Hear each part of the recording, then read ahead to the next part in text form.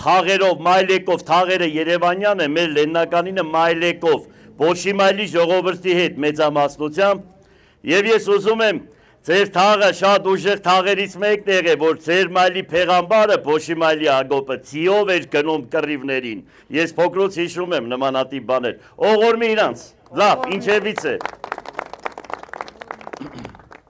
այս երեխեքի, որ հիմա մեզ հետ կանգնած են, իրանց հետագան ինձ ստիպել է, որ ես անպայման մասնակցեմ այս քաղաքապետի ընտրություններին,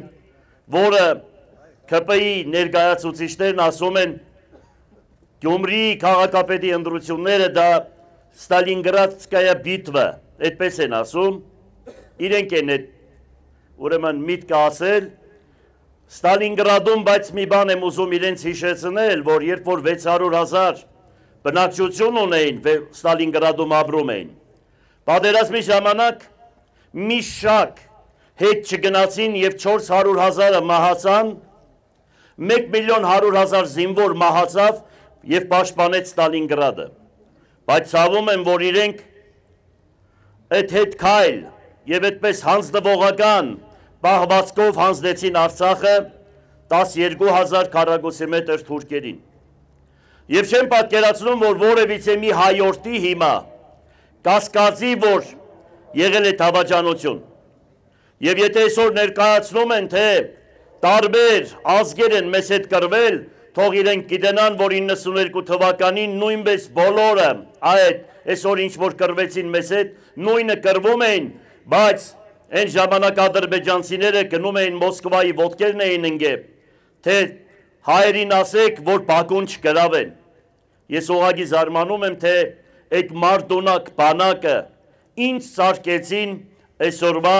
ուրեմն ղեկավարները եւ ցավում եմ ես դրա համար։ Ուրեմն այս ամեն ինչը տեսնելով սրանք նորից ուզում են այն խոսույթը օգտագործել, որ նախկինները չգիտեմ սա, չգիտեմ նա, և ընդհանրապես ամենասարսափելին գիտեք որն է, որ չեն թողել իրենց ծնողների, իրենց պապերի, մայրերի, քույրերի, այն նախկին աշխատանքից որևիցե մի ոլորտ կամ որևիցե մեկ, ուրեմն տիտղոս ասեմ, որ չփնովեն ու չվարկաբեկեն, այսինքն բոլորը գող են, բոլորը ավազակ են և միայն ճիշտը ուրեմն այսօր այլասերվածներն են, որոնք տեղ ունեն իրենց մոտ և այսօր պիտի լինես ուրեմն այդ ԼԳՏԲ-ի ներկայացուցիչ, որ Հայաստանի Հանրապետությունում գործ ունենաս։ Աստվածաշունչը ասում է, թե եկա ոչ թե հինը ջնջելու, այլ հնի վրա նորը կառուցելու։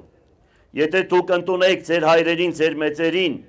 և ձեր մեծերի կատարած աշխատանքը, դուք այդ սկզբունքով չեք մոտենա, պատերազմի հաղթանակած գեներալներին, հերոսներին, բոլորին վարկաբեկեցիք, մի մարդու անուն, եթե այսօր ես չգիտենք թե ում անունը տանք, որ դուք չվարկաբեկեք ու չքարկոծեք, այո դա սորոսական, եվրոպական ապրելակերպ է,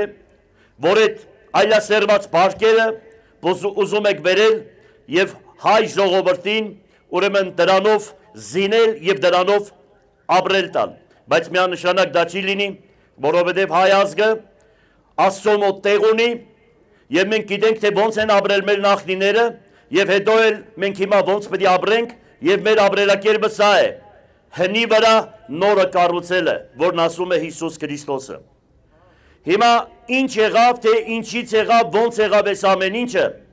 եթե դուք այսօր ասում եք, թե թալանել են ու գողացել են, 7 տարի մի թալան հետ չես բերել, ձևական ցույց ես տալիս, եթե դատարաններում մարդկանց անուններ ես տալիս, հասկանալի է, որ դատարաններով օրինականացնում ես այդ թալանածը, եթե մեկը 10 միլիարդ կամ 100 միլիարդ գողացել է, կամ 50 միլիոն կամ չգիտեմ ինչքան, 500,000 հետ ես բերում, մնացածը օրինականացնում ես, այդ դա մենք հասկանում ենք արդեն, հատիկ տեսնում ենք, թե անուններ ես տալիս, որոնք քեզ իրենք են բերել, թե չէ չալոյով դու այդքան ձեն չունեիր, և կոնդանիկը քեզ ձան չէր տալիս, լավ իմացիր։